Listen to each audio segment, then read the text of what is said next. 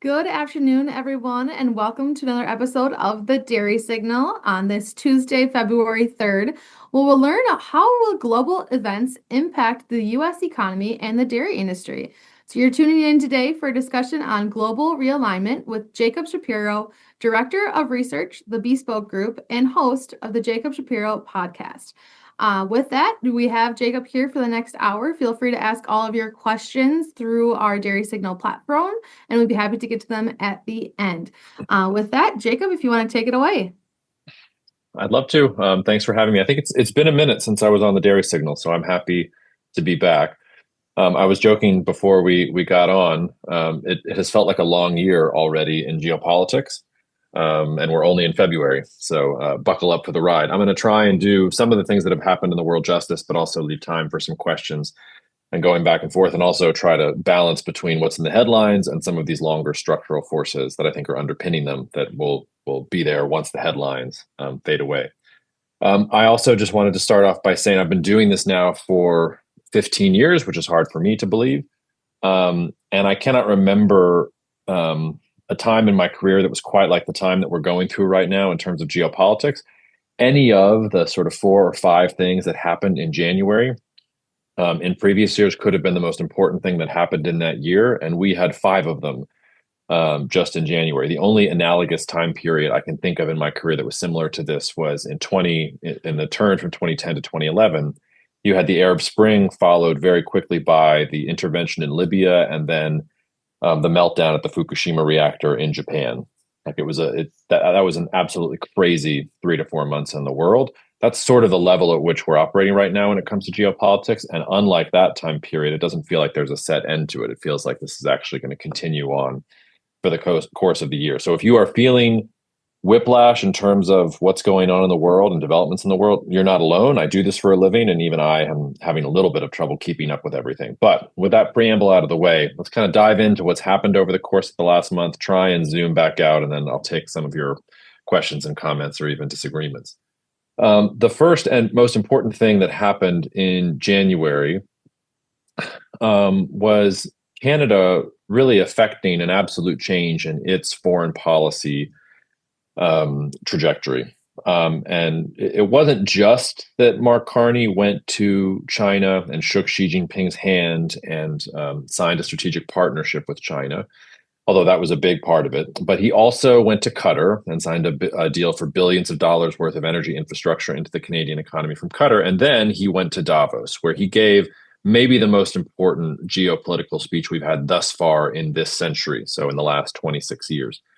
And he said a lot of things in that speech, but the 2 things that he said that really stuck out to me, the first he said was that Canada was experiencing not a transition, but a rupture in the liberal international order, and that Canada understood that the liberal international order had basically become a myth and wasn't in Canada's interests, and that Canada would move forward in securing deals that were best for Canada, and not necessarily as part of this, an ally of the United States in this liberal international order. And he also said that when in thinking about Canada's interests, if you're not at the table, you're on the menu, which was an incredibly stark thing for a polite Canadian to say. This is not just any country saying this. This is our closest geographic ally. It's our closest, honestly, figurative ally, one of our closest military allies. When you look at geopolitics around the world, there are very countries as big as the United States that have the luxury of not having an enemy in their own continent or bordering them. Think of any other major country in the world, and you can think of enemies or rivals that are near them. That has not been true for us for literally a century. And that is now starting to be not true because Canada is seeing what the United States is doing and is saying things like the United States is not as reliable as China is when it comes to trade deals. I was a little bit surprised that Mark Carney did this. I thought that he would try and bend the knee and get through the USMCA renegotiations and then maybe try to assert himself a little bit more. But I actually think that what he's done is a fairly accurate reading of the leverage that he has, because what President Trump has done by pushing on the Canadians to the extent that he has is that he has awoken Canadian nationalism. And even though some of what Mark Carney is talking about, especially if it leads to USMCA not being renewed or leads to a worse deal for Canada, is that he's awoken Canadian nationalism and Canadian self-pride. And Canadians are looking at the world and saying, it doesn't matter if GDP is relatively worse here on the short term because of some of the things that we're doing. we have a neighbor to our south who was undependable, who was talking about annexing our territory, who was meeting with secessionists in Alberta province, all these things that challenge what it means to be Canadian going forward. And I think in that context, Canada will be willing to weather economic pain far more than folks in Wisconsin and Michigan and Minnesota and North Dakota and all these states that are inextricably linked with the Canadian economy. Donald Trump is hurtling towards the midterms, and literally nothing he's doing policy wise is looking particularly good. We'll talk about this a little bit later in the presentation. But I think the midterms are not going to be kind to the Republicans, and that's probably going to hamstring Trump's efforts. Whereas Carney's popularity in Canada is surging. I was in Brandon in Manitoba just a couple of weeks ago speaking at an event, and I talked about Prime Minister Carney a little bit and what he was doing. It was a very conservative room from a Canadian perspective. And one of the most interesting anecdotes I can share with you is that in that room, I did not hear a bad word about Mark Carney, even after I said a bunch of nice things about him. So even as in the United States, we are more polarized than ever, and there's dissension about immigration and foreign policy and inflation and everything else. In Canada, there's a significant amount of unity. And I wouldn't be surprised if you get a Canadian election here called by Carney to show just how strong he is going into that. I still think USMCA gets redone and renegotiated. But I think there's a lot of fireworks in store for the summer. And in the meantime, we're seeing our closest ally basically call our bluff and say, okay, you want to play this game? We can also play this game too. Another thing that happened last month was that we deployed a significant amount of military force to the Caribbean. And apparently it wasn't just for show. We went in and we got rid of Nicolas Maduro, the dictator of Venezuela, and substituted him with, well, I thought we were going to substitute him with this woman who won the Nobel Peace Prize. Her name is Maria Machado. She is a Venezuelan dissident and a Venezuelan opposition politician. We didn't do that, though. Instead, we made a deal with Maduro's vice president, Delcy Rodriguez, and we're letting her basically run the country as long as she lets the United States take out whatever oil it wants. At the outset, this looked like maybe it was regime change. Maybe it was a signal of great American strength in the Caribbean. I think it's the exact opposite, because all the United States did was kidnap a dictator, probably at the behest of the Venezuelan regime itself. Think about this. Not a single American soldier died in the operation. Venezuela has been armed to the teeth by the Russians for literally decades. They weren't able to really fire a shot or do any significant damage to U.S. military assets. That only happens if they knew it was coming. And if U.S. intelligence agencies made a deal with the regime that said, okay, give us Maduro, we will let you stay in power as long as you give us oil. And that's what's going there. So I think maybe there was this sense that the United States is being strong in the Caribbean. I actually think it's the exact opposite. I think we're actually showing just how weak we are. It was Teddy Roosevelt who said, speak softly and carry a big stick. We have inverted it. We are screaming into the abyss, and we are showing a twig as we dance around in the region in general. And then, of course, this is a tweet from the White House. It's supposed to be about annexing Greenland. Leave aside the fact that there are no penguins in Greenland, but the White House apparently thinks there are penguins in Greenland or wants to make this choice.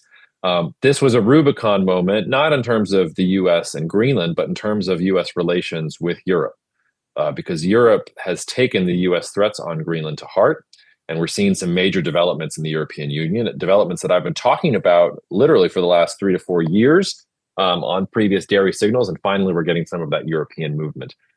This was sort of self-defeating, so let's try and take it apart a little bit. Greenland is absolutely strategically significant for the United States. All you have to do is look at a map and see that Greenland and the UK and Iceland form a very significant gap. And if you control that gap, you prevent, say, Russia or Germany or even China from using the Arctic, which is quickly melting, so those sea routes are becoming more open, from using that as a way to get over some of their landlocked issues or some of their blockages. China's obviously not landlocked, but when you factor in Taiwan, South China Sea surrounded by U.S. allies, it would also be a meaningful opening for them if it was there. And the United States has basically dominated Greenland since 1940. When the Nazis invaded Denmark and took over Denmark in 1940, the U.S. took over Greenland. And the Danes wanted it back, and we didn't agree to give it back. And in 1951, we signed a deal with the Danes that basically allowed us to do whatever we wanted with Greenland in terms of military bases, stationing U.S. forces. And even there was even an aborted program to try and install nuclear weapons on Greenland so that if the Soviets knocked out U.S. first strike capability, we could go back at them with nukes that were in Greenland itself. All of which is to say, the United States already controlled Greenland. de facto. The United States already got everything it needed out of Greenland. But President Trump, for whatever reason, made this such a big issue that he threatened fellow NATO allies, threatened military force against Greenland if he did not get some kind of agreement about annexing some of the territory. And while President Trump gets to walk away with his picture of a penguin and this declaration of victory, inside of Europe, European leaders woke up and looked at each other and said, we really cannot trust this White House anymore. This is not just about trade wars and tariffs. This is an American president who is literally threatening our sovereignty. And then that sort of a week or two later, watching Mark Carney stand up to President Trump, all of these different countries have been emboldened. And just last week, Germany announced a meeting of 5 other European nations, including France, the Netherlands, Poland, and Spain, to try and start talking about establishing what they're calling a two-speed Europe. Now, what that means is an admission that the European Union, as a bloc of 27 nations, is never going to agree on anything. And for as long as 27 European nations are squabbling about what the future is, the EU is going to be feckless and is going to be practically impotent. It's not going to be able to affect the world. The world is going to affect it. To steal from Mark Carney again, if you are not on the menu, your food on the table. A two-speed Europe means that these 5, 6 countries will work together and say, you know what, we're going to ignore the rest of these European countries. We're not going to kick them out of the EU, but we're going to form a new group inside the EU that wants to join forces. We want to integrate our economies more deeply. We want to integrate our security establishments more deeply. We want to present the euro as an alternative to the dollar as a global reserve currency, which is one of the things that they're talking about doing in general, and trying to build an environment in which European startups can compete with American startups and things like that. Not to mention, the Germans have surged defense spending, and they're starting to transform all of their automotive factories into tank and artillery factories because we've told them that they need to do that. Again, sort of a misreading of history there, I think, by the Trump administration. So Greenland was an important issue. It's not important because of what happened with Greenland. Nothing has materially changed with Greenland. What has changed is that the way that this administration went about securing, frankly, a fairly low stakes deal with Greenland caused some of these European nations to look at each other and decide that they needed to work together. The last sort of thing that we need to put on our radars before I try and zoom out and make some sense of this is that we have also deployed a significant amount of military hardware to the Persian Gulf, including the aircraft carrier, the USS Abraham Lincoln. Last weekend, I was worried that we were on the verge of war with Iran. We have come back from the precipice, at least for a moment here. There are going to be negotiations in Istanbul on Friday. The Trump administration has leaked that it's looking for promises from Iran on ending uranium enrichment, on stopping their ballistic missile development program, and also on not supporting proxies in the region in places like Iraq or in Yemen. It's a notable come down because even 3 weeks ago, when we had these huge economic protests inside of Iran and you had demonstrators in the streets, President Trump was tweeting or truthing or whatever we're supposed to call it, that the Iranians should not kill protesters and that America was coming to help. And with that promise of support in mind, a significant number of Iranians hit the streets. And what happened is that the Iranian security establishment crushed their skulls. We don't know what the exact death toll is, but I think it is safe to say it's in the tens of thousands. And now you have the United States no longer talking about protecting Iranian protesters, but dealing with this current regime and making some sort of deal with the Islamic Republic in general.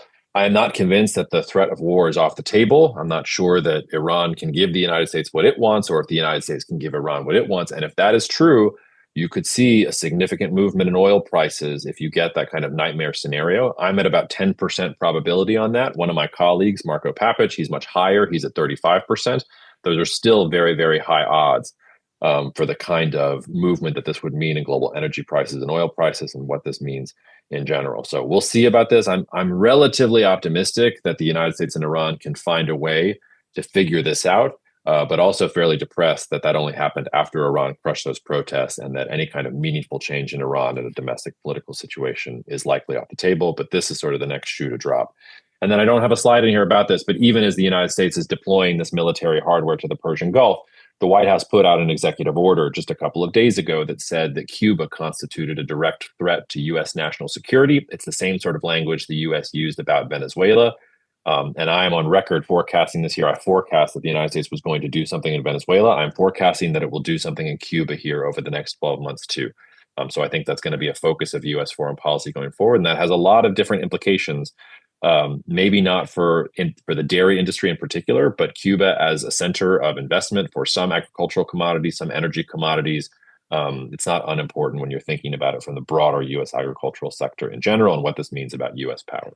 Okay, that was 15 minutes and five things that in any previous year could have been the biggest thing that we would have talked about that year. Your head is probably swimming. That's by design. So I now want to take a step back and rescue you from this melodrama, give you some picture of what I think is happening at that macro level that will be here as the vicissitudes of these headlines come and go. And then I'll close with what I hope are some optimistic thoughts, because even though you may not believe it, based on my tone and based on what I've said so far, I'm actually incredibly bullish about the US ag economy and about the opportunities that are here in the space. When we're thinking about the macro perspective, and if you've seen me talk or if you've been listening to the podcast, you know this a little bit, but I want to repeat it because it's so important. I've been at a bunch of ag events over the past 12 to 18 months in a bunch of different verticals, whether it's dairy or your corn and soybeans or even some of your specialty crops. And I kept on hearing from economists that we are in a cyclical downturn, one of these cyclical downturns that agriculture goes through occasionally, that you just have to grin and bear it, and eventually we'll come out the other side and the cycle will shift. I think this is fundamentally wrong. I do not think we are in a cyclical downturn. I think we are in a structural reorganization of the global agricultural trade. I'll say that again. I don't think we are in a cyclical downturn. I think we are in a structural reorganization of global agricultural trade. And I think there are tremendous opportunities here for those who are aware of the change and start behaving as if that change is here. I think it is going to end particularly badly for folks who stay in the fetal positions under their desk, waiting for the world to go back the way that it was before, or expecting that previous cycles are going to define how performance goes from here. If you're thinking about how the world works right now, there are a small number of countries. They are the countries that are darkly colored here on this map that I'm presenting to you, who export surplus calories to the countries that are in white or gray. The countries in white or gray are ones that cannot grow or raise enough food or enough calories to feed their population. And this is the way the world is supposed to work right now. Since literally the advent of modern fertilizer in the 1920s, it's been about these countries of agricultural surplus exporting to the countries of agricultural deficit. The agricultural surplus countries, this is how farmers make their money off of those exports. And these importers, the reason that they can support their populations is because they have that access to cheap food.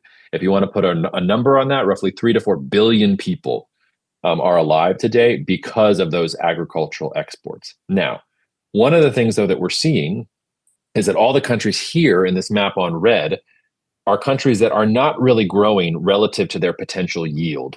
Just because countries today are not feeding themselves does not mean they could not feed themselves if they didn't try. It was just easier and cheaper to import those surplus calories rather than growing them themselves. But one of the things that we're seeing is that even as in the United States, we are importing more food in general, other countries, especially these ones that have been punching underneath their weight when it comes to their ag potential, are no longer looking at food as simply a trade issue or a commodity issue, but an issue of national security, and one that they're going to be willing to spend more money on to raise domestically rather than be dependent on, say, a country that will impose tariffs on them if they won't do what that country wants to see. To see how this plays in real time, I want to give you a couple of different slides.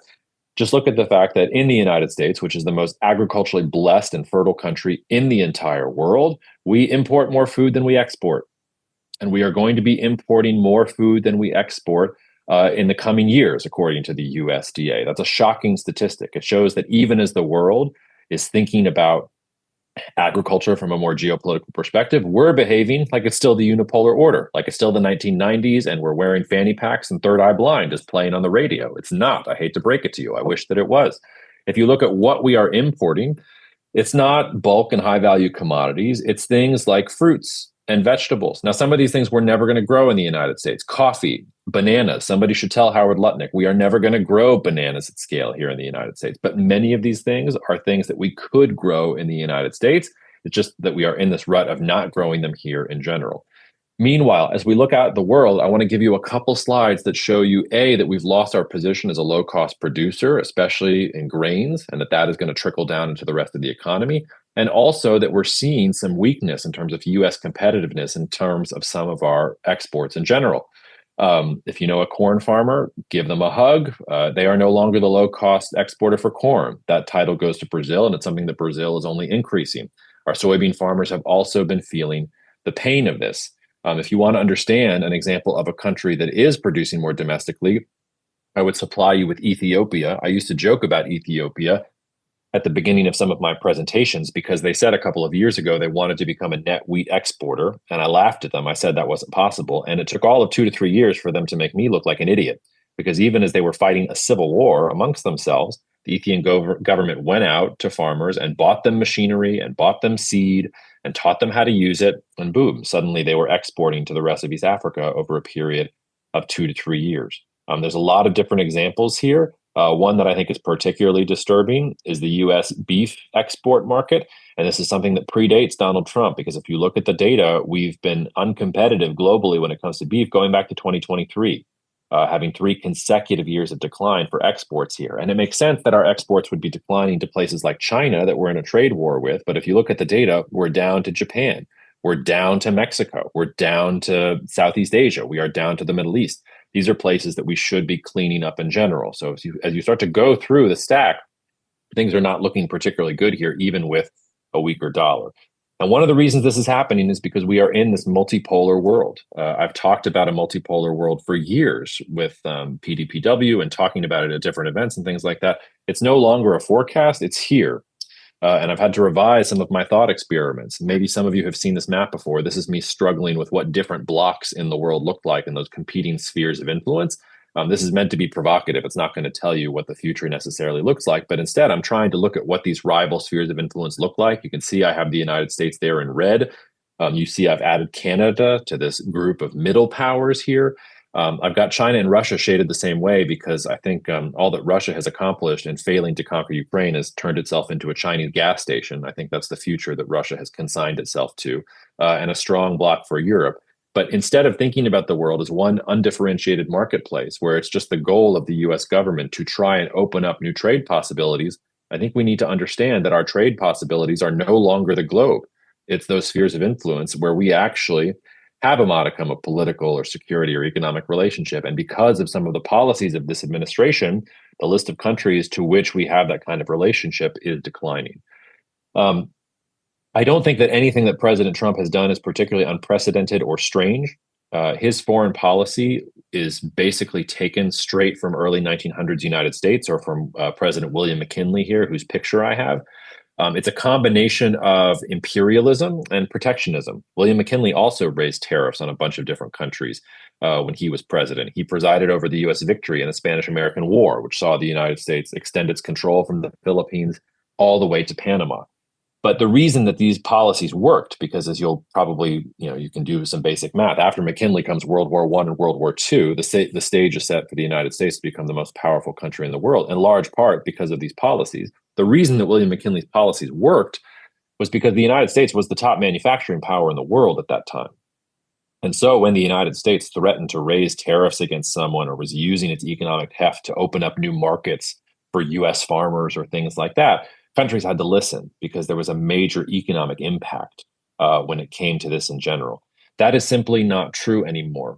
We play the role of the declining British Empire in today's current economy, and China is the top manufacturing economy in the world today, somewhere between 29% to 35% of global manufacturing capacity is in China. We are a small minority of that manufacturing capacity in general. So when President Trump raises tariffs, when he tries to use the protectionist playbook from early 1900s American foreign policy, which was extremely successful back then, I'll say that again, it's not working the same way that it did then because we do not have the same leverage that McKinley and Roosevelt and some of these other presidents had when they were wielding some of the same tools. I want to make this point very, very plain to you. One of these is a map of the top countries in the world whose top trading partner was the United States in the year 2000. So all those countries in blue, their top trading partner was the United States. Just 25 years later, all the countries in red, their top trading partner is China. So when we go to a country and we try and make it do something or threaten tariffs, it no longer lands the same way because their most important economic relationship is now with China. It's not with the United States. If you look at manufacturing jobs and how they've evolved over the past 30 to 40 years, In 1990, most states in the union, manufacturing was the top employer. If you look at the recent data, our biggest employer was mostly healthcare. You've still got a few states, and Wisconsin is one of them, by the way, where you see that manufacturing is the top employer in the state. But by and large, we're no longer a manufacturing economy. And this goes down through a whole bunch of different things I don't want to get into. But basically, as you go top to bottom in the economy, we are reliant on imports. It's not just food, it's literally the way the entire economy works. I really want to emphasize this one because the Trump administration is trying to PR that their tariffs are working and that they're building manufacturing jobs. They are not. And by the way, this is not just the Trump administration. The Biden administration is at fault here as well. We have been losing manufacturing jobs in the second half of the Biden administration and also since Liberation Day and the tariffs. We have fewer manufacturing jobs in this country today than when Trump took office. And that number is only going to continue to go down. One of the reasons, and there's a lot of different reasons, we can go into this in the question and answer if you want. I don't want to get too far down into the weeds of why this is happening. But if you want to think about one of the reasons why, it's because we are erecting protectionist measures like tariffs without properly supporting the domestic economy. If you want to raise tariffs, you also have to help these US manufacturers who for 30 years have just been letting China and other foreign countries do the work.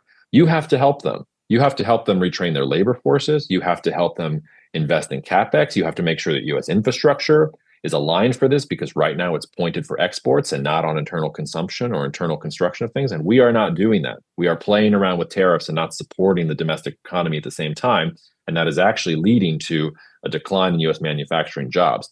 Going after manufacturing is a good strategic goal in the long run, but the tactics are not really lining up with it. If you want to understand why inputs is such a big problem for the US farmer right now, it's because even when it comes to things like fertilizer, we are a net importer and we're importing often from China, often from even Russia or India. Or if you're looking at potash, then we're going for Canada. And the Canadian market is also struggling with us a little bit. I talked a little bit already about Canada and about Europe, so I'm going to breeze through that. I'm also just going to say a word about the recent news about the US trade deal with India, and I'm going to put deal there in quotation marks, and the EU trade deal with India, which I'm not going to put an exclamation point or in quotation marks. Last week, the EU announced a major free trade agreement with India. And this is a deal that the EU has been pursuing since 2013, and it has not been able to either agree to Indian concessions on this front or at least get India to play ball with them. And that has now changed in the last 6 to 8 months because of the breakdown in US India relations, especially going back to last April, where the United States basically intervened in an India-Pakistan issue on the side of Pakistan. We've been very, very friendly to Pakistan in recent months, not really being very nice to the Indians in this context. President Trump did not want to be outdone, so he announced his own deal with India. You might have seen this in the last couple of days, but it's really not a deal. He also said that President Modi of India agreed to no longer import Russian oil. Modi has not said that. That is Trump's rendering of the conversation. We don't have a written agreement here. It's not a free trade agreement. Tariffs are going to go from basically 15%, 50% for India down to 18%. President Trump also says that India is going to buy roughly $500 billion worth of American products. That doesn't make any sense. That would account for roughly 80% of India's annual government budget. So it's just a phony number, something that you can put on a press release. But realistically, there's no way that India can do this. And I think this is another great example of multipolarity in practice and how some of that heavy-handed foreign policy is not working the way that we would think. India is 1 billion plus people. It's a massively growing economy full of consumers who should consume all sorts of American products. But they just signed the mother of all free trade deals with the European Union, not with the United States. And I don't want anything that's in the headlines to make you think any differently there. This is a big loss, I think, especially for US farmers who were looking at India as a potential market, or at least not wanting India to emerge as a potential competitor, which is maybe more operative for those of us that are on this call right now. A couple words about China. I think that actually you will see a US-China trade deal this year, but I don't want you to put too much stock in it. I at least will be behaving as if there is no trade deal at all. The reason I think there will be a trade deal is because China is utterly uninterested in any kind of trade war with the United States. China has huge economic problems to deal with at home. Xi Jinping is probably the foreign leader I envy the least in the world. He has to figure out how to transfer a bunch of wealth on the coast to the hundreds of millions of peasants on the interior without the coastal elites trying to chop his head off, and without the peasants trying to chop his head off. You may have seen in recent headlines that he's firing some of his top generals. He's purging the People's Liberation Army yet again. That's because he doesn't trust it and he doesn't feel particularly safe and secure. So the last thing that Xi Jinping needs is a trade war with the United States. He will say whatever he needs to say and do whatever he needs to do to try and lessen the economic impact of tariffs and these other things coming from the United States. But here, I just want to remind you the last time the US and China had a trade deal. This goes back to the phase one China trade deal of the first Trump administration. China promised to purchase roughly $300 billion worth of US farm goods as a part of that deal. They purchased 58% of that commitment. So even though China does not want to fight a war, it's also not necessarily going to fulfill its promises. And if China can source things from other countries, it will source them from other countries, not from the United States. So if we're thinking about China as a potential market going forward, I think that's a huge mistake. If you can make money off of China, that's great, but you should put that money in a bonus pile or in a bonus bucket. It should not be something that you're depending on for long-term growth for U.S. exports in general going forward. To add insult to injury, and this is one that I think is particularly concerning for those of us on this call, one of the top emerging export markets for U.S. dairy products in general in recent years in terms of growth was Colombia. And Colombia and the United States have been massively at odds since Trump came to office. And it's because Donald Trump and the Colombian president, you can see here, Gustavo Petro, simply don't like each other and are really on opposite ends of ideology. Now, Colombia is still a country that is hugely economically dependent on the United States. And President Petro is actually in Washington today trying to talk to President Trump and get some kind of ceasefire on the war of words that goes between them. But in the meantime, he's been signing on to China's Belt and Road Initiative and has been doing everything he can to try and wean Colombia off of the American economy. So this is a huge loss, I think, for U.S. exporters because Colombia is a large country. It's still one of the ones that is well tied into the United States, and their government is moving them away now from the United States because of that perceived instability. Some of the same things that Canada and Mark Carney were saying recently. If you want a silver lining here when it comes to trade, our approach on trade is not failing everywhere. It's working very, very well with Mexico. There's a former dictator of Mexico, Porfirio Diaz, who is reputed to have said in the 1920s, "Poor Mexico, so far from God, so close to the United States." I think that quotation still holds. And if you can believe it, the US-Mexico trade relationship is the largest bilateral trade relationship in the world. Full stop. US-Canada, by the way, is right behind it. The USMCA is a source of incredible American power. Now, whereas Mark Carney has pushed back against the United States, Mexico has basically said, you want us to jump? How high should we jump? You're going to put 50% tariffs on Chinese goods? So are we. We don't want any kind of strategic partnership agreements with with China. All we want is a better relationship with the United States. This is good news. This is an incredibly important export market for the United States going forward. It's an incredibly important labor market. And as I said, my optimism about USMCA coming into the summer means there is this silver lining here. So even if some of these mistakes and overreaches on US foreign policy are shutting out market access in some places like a Colombia or like a China or like an Indonesia, we are opening up much deeper possibilities, I think, even with Canada and even with Mexico. And that's where some of at least the silver lining is going to come from going forward in general. When we're looking at domestic US politics, I used to enjoy geopolitics immensely because I never had to deal with US politics. My job was to deal with the rest of the world, not deal with US domestic politics. But in the current environment, we can't not do that. So I want to give you a couple thoughts about what I think is happening in US domestic politics. The takeaway here for me is that Nixon's silent majority is alive and well and is waiting for someone to talk sense to them. If you look at polling data by US party affiliation going back to 1988, there's a huge separation in the data around 2008 to the point where over 42% of Americans today do not identify as Republicans or Democrats. They identify as independents. And it's a deliciously ironic fact here that the last 2 years in this Gallup polling, the same percentage of people have identified as both Republicans and Democrats.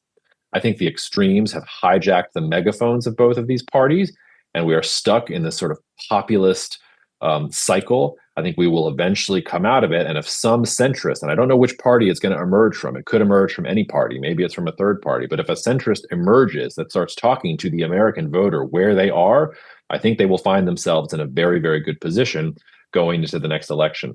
As for President Trump, if you want to understand why President Trump was elected, it was, as James Carville, my fellow Louisianian, once said, it's the economy, stupid. People thought that Kamala Harris could not manage the economy well. They thought that President Trump would manage the economy well. That's why he won the election. Full stop. It wasn't because Joe Biden did a bad debate performance. It's not because of anything with Kamala's gender or anything else. It was just that people trusted Trump to run the economy better than Joe Biden. When Joe Biden left office in January 2025, his approval rating on the economy was 37%. That's abysmal. When Trump came into office, his approval rating on the economy was 49%, even 51, 52% in terms of some of the different values there. If you look at polling over the last 2 months, President Trump is at 37% on the economy. He's exactly where President Biden was when he left office. So that is the economy and polling telling you that people are not happy with President Trump's management of the economy, and they are starting to blame him for that. And that's why I say the midterms are not going to look pretty for him. If you look at inflation, I always thought it was a mistake of any president to try and put too much emphasis on the price of gasoline at the pump or the price of a gallon of milk or the price of a carton of eggs, because these are things that the US president, White House doesn't really control. If you take credit for them, that means you also get blamed for them. And inflation is something that we have been seeing in the economy, especially when it comes to food and beverages, especially when it comes to housing, when it comes to medical services, college tuition, going back to the year 2000. We've seen increases in prices, especially post 2008 in all these areas.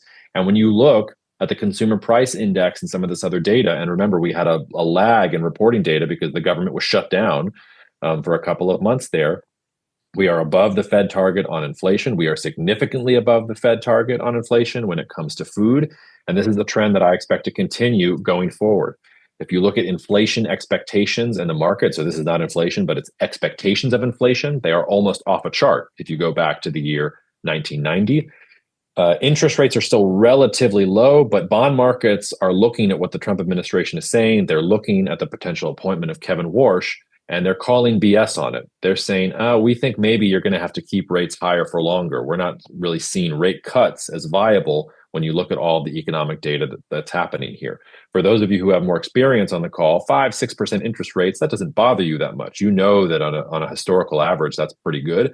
We've had 2 generations of Americans for whom 5 and 6% interest rates is the end of the world. They don't know what it was like when interest rates were above 10%, were approaching 20% in the stagflation era in general. They don't know how to operate in that kind of environment. It's very disorienting for them. Last but not least, you've got pretty abysmal performance in the dollar, and this chart is not updated to show the last couple of weeks of negative performance here. The dollar should be appreciating right now, and it's not. And when you get that type of anomaly, it should make you sit up in your chair and say, okay, what is structurally changing in the situation that is making this happen? Usually a weaker dollar would mean more competitive US exports, but the reason the dollar is declining is not because of US export competitiveness or because of good manufacturing policy or industrial policy. It's because countries are selling the United States. They are diversifying into gold or into cryptocurrencies or into harder currencies like the Swiss franc or Singapore dollar. The euro is trying to soak up some of that interest. Even Xi Jinping is talking about the yuan taking some of that interest. So we are losing the efficacy of the dollar as a global reserve currency. Not going away as the global reserve currency, but we actively see countries that are trying to divest themselves of that exposure to the United States. And that gives the United States less leverage in some of these trade negotiations that we're talking about. One of the big problems for the United States is that we have had populists on both sides of the aisle going back to President Clinton. If you are a fiscal conservative, the only president who should really gain any of your admiration going back to Eisenhower is Bill Clinton, because he was the only one who actually cared about balancing the budget. The Obama administration, the Biden administration, the Trump administration, they have blown out the deficit, and they're blowing out the deficit because they are populists. When you have a populist government, it's all about trying to make the population continue to vote for you by giving them goodies. You don't want to give the economy medicine. You want to give people goodies or entitlements or tax cuts. Depends, your ideology is dependent on your party, what you want to call it. And it's really bad for the ag economy in this sense when you get populism mixed in here. Think about egg prices. Egg prices went through the roof when President Trump was first elected. What was the America First thing to do when egg prices went through the roof? It was apparently to import millions of eggs from Turkey and South Korea. That was how the US government responded to this. It was not thinking about the farmer. It was thinking about, we need to keep egg prices down for the US consumer. When beef prices started to ascend at the second half of last year, and it's been a really, really tough couple of years for for US cattlemen. What did the US government do? Did it congratulate the beef farmers? Did it think about how to make sure that those beef farmers could have a really bumper year to compensate for some of those previous down years? Because that's how agriculture works. All of you know that on this call. No, we quadrupled our exports of Argentine beef. We lectured ranchers about how they don't understand tariffs, and then we loaned a bunch of money to Argentina. And when you look at how this government is dealing with farmers, it's not actually having the hard conversations about what policies we need to make US agriculture sustainable going forward from a profit perspective. It's more populism, it's more farmer aid, it's more promises of tariff checks.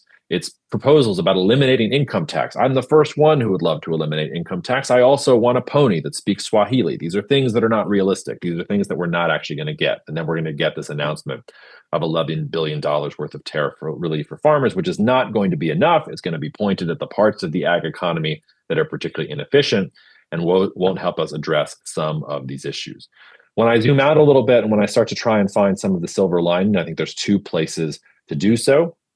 I think our energy market is hugely constrained right now, which is a contrarian point of view because natural gas prices are relatively low. We've got a bunch of shale oil production.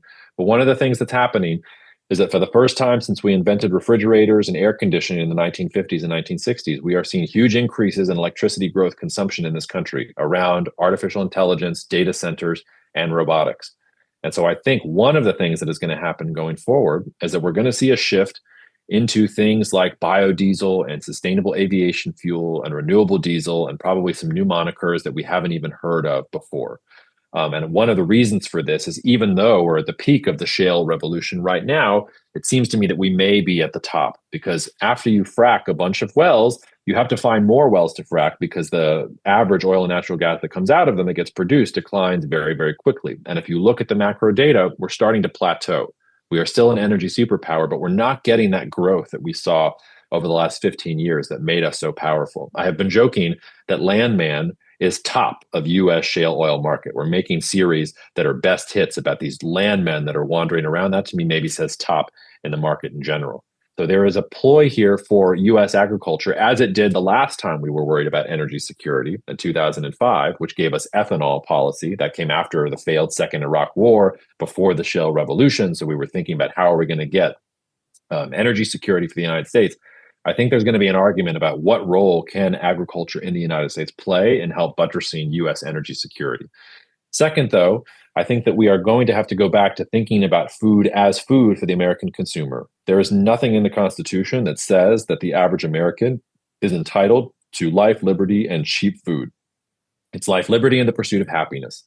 The market is supposed to set what food prices are at, and the American consumer has to pay. And I will tell you one thing, one silver lining of what's happened in the economy over the last couple of years is that we've learned that the American consumer has a tremendous capacity to whine and complain about higher food prices, but also to pay for them. I'm going to ask you to keep two contradictory ideas in your mind at the same time. The share of US disposable income at the family level that is being spent on food has declined markedly for over 100 years. It went up a little bit post-pandemic, but it's been going down steadily for 100 years. I could only get official data going back to 1964, but it's pretty clear that since World War I, this number has been going down to the point where we really only spend about 10 to 12% of our disposable income on food in general. Go back 50 years, you're talking a much higher percentage of what you brought home in your paycheck was going to putting food on the table. So that's the one thing, less disposable income going towards food. The other thing, though, that is happening is that at the per capita level, we are spending more on food. So that means the American household, no matter how much they complain, no matter how much inflation is eating into their bottom line, has more money to spend on food. And even as they are spending more money on food on a per capita level, it accounts for less of their disposable income. What that means to me is that Americans can spend more money on food, that the system has been optimized from a populist level to keep food incredibly cheap, and that the people that are paying the brunt of that cost are US farmers because they are being punished for being good at their jobs.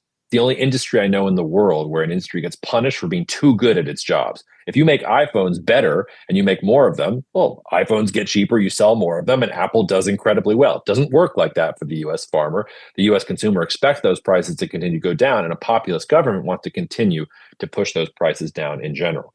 If you look at how millennials in particular, and especially Gen Z, are spending money relative to boomers and relative to Gen X. Millennials and Gen Zers are willing to spend a lot more money on healthier food.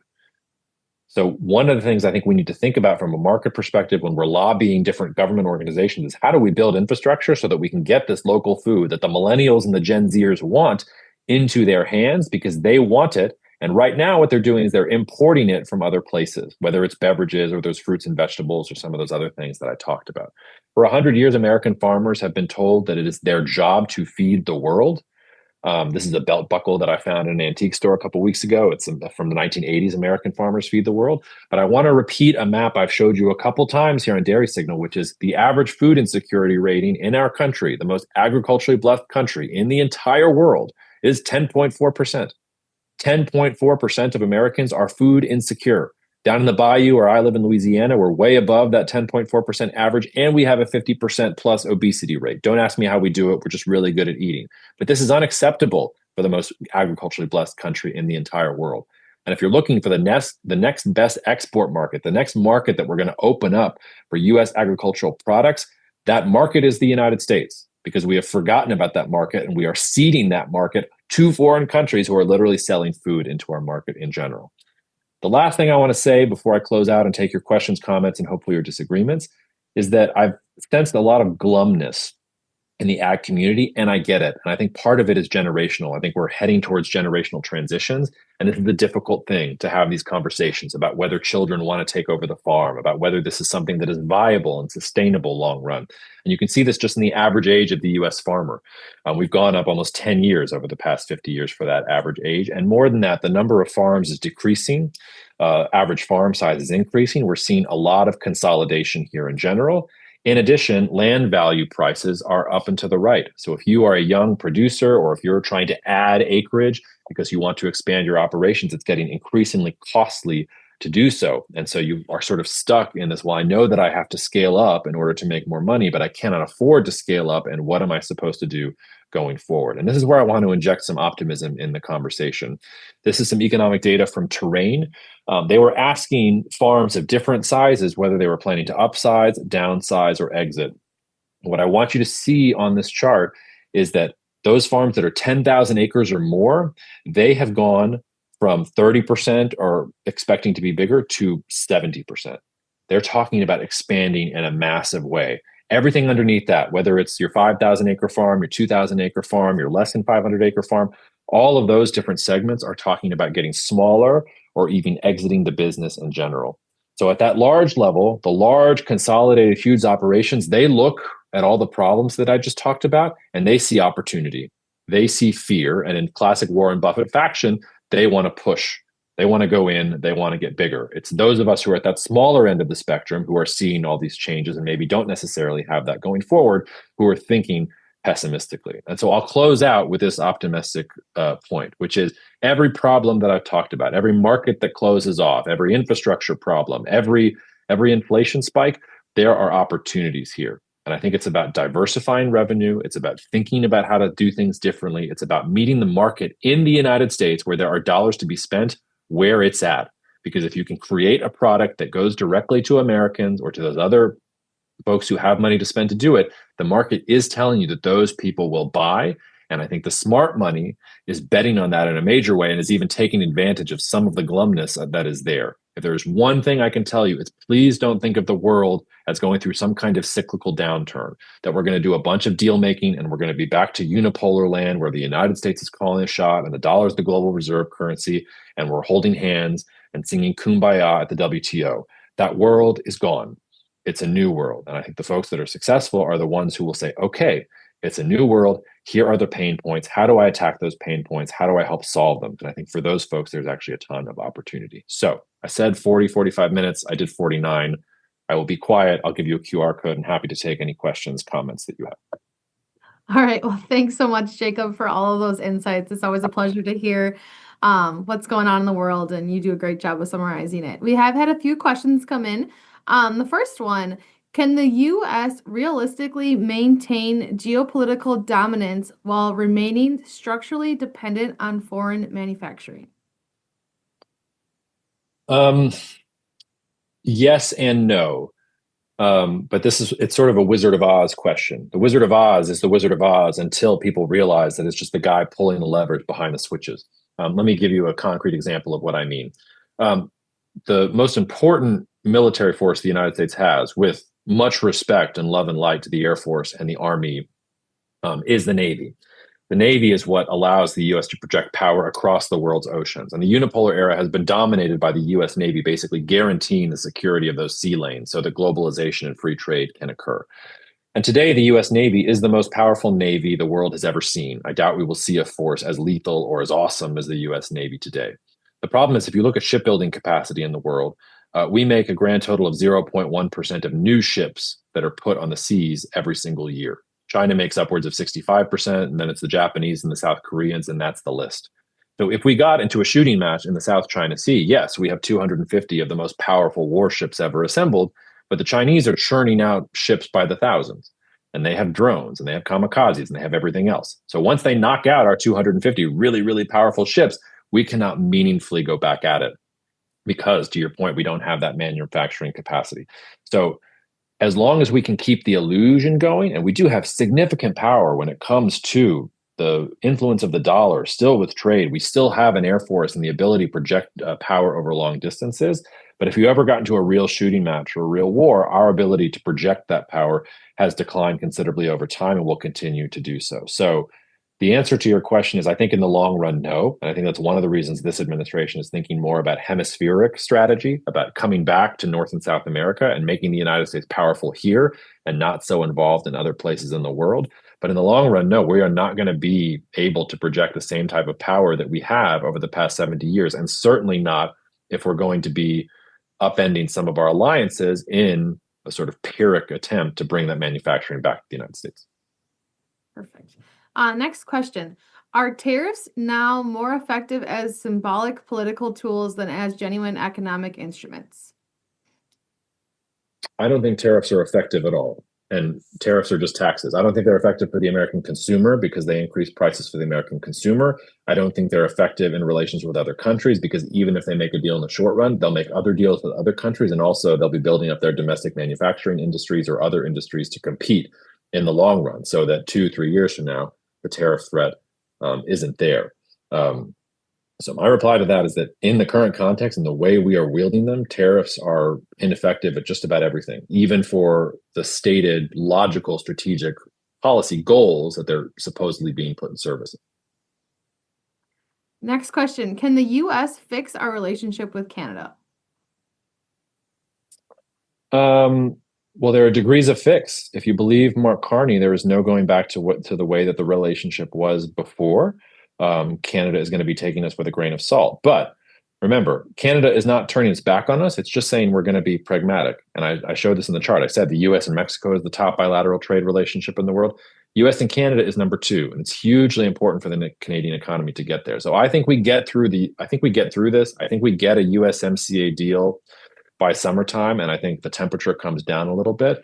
But no, I don't think things go back quite to the way that they were before. And I think Canada will continue to diversify and that our relationship with Canada has been irrevocably altered. Not ruined, but it's going to be a different relationship than it was before this year going forward.